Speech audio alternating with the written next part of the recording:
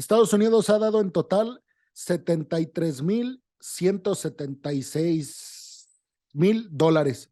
$73,000, no, 73,000 millones de dólares. Ajá, 73,000 millones de dólares y en su mayoría ha sido en ayuda militar. Sí ha dado, o sea, por ejemplo, aquí se ve en la tabla, que yo creo que se las vamos a poner aquí en el video mientras estamos hablando, pero representa como un 60% la ayuda militar de esos 73,000 millones de dólares y un 35% ayuda económica pues para cuestiones humanitarias y de todo tipo, y como un 10% representa la ayuda a la estructura democrática de Zelensky, sueldos de diplomáticos, sueldos de políticos, todo este tema. Entonces, bueno, 73,000 millones de dólares Estados Unidos a Ucrania. Por debajo, muy por debajo, viene todo el bloque europeo, las instituciones europeas. Ellos han apoyado con 35,000 millones de dólares y en tercer lugar el Reino Unido con 8,000 millones de dólares. Vean la diferencia. Estados Unidos 73,000, la Unión Europea con la mitad, 35,000 millones de dólares, el Reino Unido muchísimo, muy por debajo, 8,000 millones de dólares, luego Alemania por sí misma, además de la ayuda que aportó para estos 35,000 millones de dólares de la Unión Europea. Alemania, repito, 6,000 millones de dólares, Canadá 4,000 millones de dólares, Polonia 3,500 millones de dólares, Francia 1,600 millones de dólares, que Francia ha apoyado pues demasiado poco, inclusive si se compara con Alemania, que apoyó 6,000 millones de dólares, Países Bajos 1,400, Noruega 1,200, Japón 1,000 millones de dólares, Italia 1,000 millones de dólares, Suecia 800 millones de dólares y Dinamarca 720 millones de dólares. Ahí por debajo de ellos sigue Letonia, Lituania, Estonia, países que sí han apoyado, pero pues digo, un poco menos, entre 500 millones de dólares y por ahí andan las cifras. ¿Te sorprenden, Rodolfo? ¿Cómo ves estas cifras? Sí, te sorprenden, no te dice nada o se te Creo hacen que son como... bastante esperables, ¿no? Me parece Sí, que es algo que sabemos que Estados Unidos eh, tiene un presupuesto militar impresionante y esto que decíamos, no me acuerdo si previamente, ¿no? Que hay muchas empresas que no solo hacen eh, cuestiones de algún punto o alguna pieza, sino que tienen una diversidad de cuestiones militares. A lo mejor me estoy adelantando el otro tema de las piezas chinas y demás. Pero bueno, creo que es normal y efectivamente, como tú dices, comparándolo con otro tipo de conflictos, a lo mejor el monto no nos dice tanto. Y yo resaltaría ayuda militar, no están mandando soldados, no están mandando efectivos, porque obviamente no son miembros de la OTAN, Ucrania y demás, pero a pesar de eso, pues sí, creo que sin la ayuda de Estados Unidos, este conflicto no podría seguir vivo, ¿no? Digamos que eh, si bien la mitad que mencionas por ahí es de la Unión Europea, de los organismos, qué bueno que haces esa acotación que no es un país, sino toda la Unión Europea como bloque está mandando esta ayuda y después cada país como nación, como Estado-nación, está mandando también esta ayuda.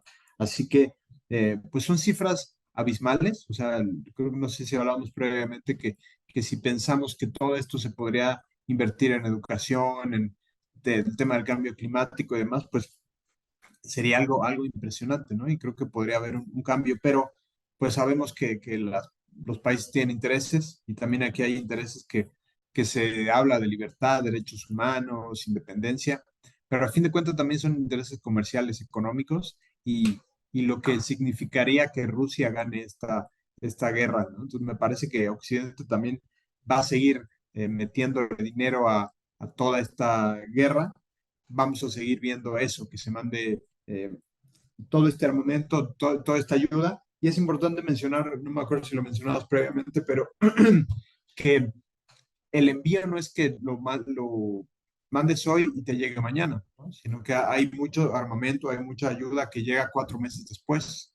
Entonces también ahí es una cuestión que Ucrania requiere todo eso de forma inmediata, pero los procesos a veces son muy largos, muy burocráticos. Y ya nada más para cerrar, hay que recordar que esta es la mayor invasión en Europa desde la Segunda Guerra Mundial. Entonces me parece que también dimensionar que estas cifras no son menos, también a la par del momento histórico que estamos viviendo. Y efectivamente, esta cuestión de la reactivación de economías a partir de la industria militar es normal, es esperable, lo vamos revisando conflicto tras conflicto y así es. Y la situación es eso, es que vamos a seguir viendo, yo creo que las cifras van a aumentar, sería interesante ver cuando acabe el conflicto, que en algún momento va a acabar, ver efectivamente cuánto se mandó y compararlo con guerras, como tú mencionabas, ¿no? Vietnam, la misma más cercana en este siglo, Afganistán, Irak, y en qué punto estamos con esa Corea, ayuda. la guerra Corea, de Corea. además, hay muchísimos ejemplos. Y bueno, algo que hablamos el programa pasado, el último tema, de hecho, dijimos, dialogamos pues sobre el acuerdo AUKUS, este acuerdo Estados Unidos, Reino Unido, Australia, que plantea la venta de submarinos nucleares por parte del Reino Unido y Estados Unidos a Australia. Y comentábamos en aquella ocasión, bueno, tú dabas el dato de cuánto había costado o cuánto se planeaba invertir por parte de Australia para comprar tres submarinos nucleares nada más a Estados Unidos, que los iba a fabricar en conjunto, no, los va a fabricar el Reino Unido con la ayuda de Estados Unidos y con la tecnología de los submarinos nucleares tipo Virginia de Estados Unidos. Y bueno, tú lanzabas el dato de que iban a hacer algo así como 360,000 millones de dólares. Entonces, un poco para que la gente se dé cuenta de que, a ver, sí han ayudado con muchísimo dinero a Ucrania, sobre todo Estados Unidos, 73,000 millones de dólares. Pero si se compara eso con lo que va a gastar Australia en solamente tres submarinos nucleares, o sea, la diferencia Nada, o sea, la diferencia es abismal. Y además te digo que yo daba la nota hace algunos días de que el Reino Unido dice que por sobrecostes o por problemas en la producción o pues digamos por asuntillos que por ahí puedan salir mientras están desarrollando estos submarinos nucleares, hay un bono, un seguro, mejor dicho, de 150,000 millones de dólares más que puede ascender al costo. Entonces Rishi Sunak salió a hablar y dijo que debido pues a la problemática en la economía británica que atraviesa en estos momentos, por esta reestructuración, digámoslo así, después del Brexit, todo lo que ha pasado con Boris Johnson, Liz Truss, esta desestabilidad en los mercados británicos, y él decía que tal vez iban a ejercer el cobrar ese seguro. O sea, en total estaríamos hablando de un poco más de 500,000 millones de dólares que va a costarle a Australia comprar tres submarinos nucleares. O sea, estoy siendo incisivo como para que la gente se dé cuenta de que tres submarinos nucleares, que por cierto Estados Unidos lidera a los países teniendo más de estos submarinos, un poco también como para que la gente diga, mira, todo este poderío militar tienen estas superpotencias militares, ¿no? Rusia, Estados Unidos, China. Si Australia va a comprar tres y Estados Unidos tiene el mayor arsenal de submarinos nucleares, pues un poco para darnos cuenta de lo que estamos hablando, ¿no? De diferencia en poderío militar. Pero, o sea, ya si lo comparamos con este tipo de acuerdos militares, ¿tú cómo lo ves? ¿Te sigue pareciendo mucho esta cantidad de 73,000 millones de dólares? Hasta enero, hay que dejar claro eso. Hasta enero de claro, sí, me parece que es eh, pues una cifra importante, pero no impresionante, yo diría, ¿no? O sea, sí es una cifra que ha mantenido a Ucrania, porque si vemos la diferencia entre la industria militar rusa y la ucraniana es enorme. Entonces, partiendo de esa premisa, pues sí, la invasión pudo haber sido resuelta en mucho más, en menor tiempo, ¿no? Pero vemos que Ucrania ha resistido en gran medida por esto y creo que en gran medida también porque el arsenal ruso no era lo que esperábamos, ¿no? Me parece que tampoco tiene la tecnología de punta y tiene todo lo que pensamos que una nación como Rusia nos había anunciado que tenía o esperábamos, ¿no?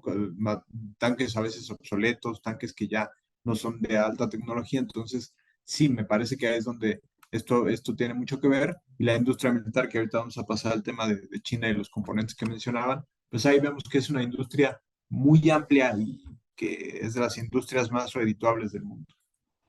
y sobre todo Estados Unidos, ¿no? Es conocido en Estados Unidos pues por su competencia por el desarrollo y toda esta pelea que existe en las armamentistas estadounidenses por desarrollar más poderío, ganar contratos con el Pentágono, contratos multimillonarios, y pues Estados Unidos sabe que su industria militar siempre como que en los momentos en la historia donde Estados Unidos o su hegemonía ha sido amenazada o ha sido puesta en duda, siempre recurre a esa industria militar como para volver a sentirse fuerte, a sentirse sólida en esa posición de como número uno en potencia mundial todavía, y aunque pues ya muy detrás China, pero eso lo vimos en esta ocasión con Ucrania. Veíamos a Estados Unidos medio débil en influencia diplomática, en influencia de relaciones pues internacionales,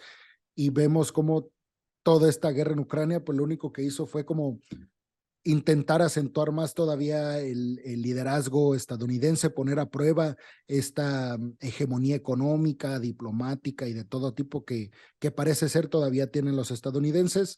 Y bueno, pues ya si estamos siendo testigos de la caída de otro imperio, así como todos los imperios deben de caer o tienen que caer en un momento, no sé si estemos viendo la caída del imperio estadounidense, pero lo que sí estamos viendo es, y eso estoy seguro, es que se le está poniendo más a prueba que nunca con China, con Rusia y con Irán, con todo lo que está pasando alrededor del mundo.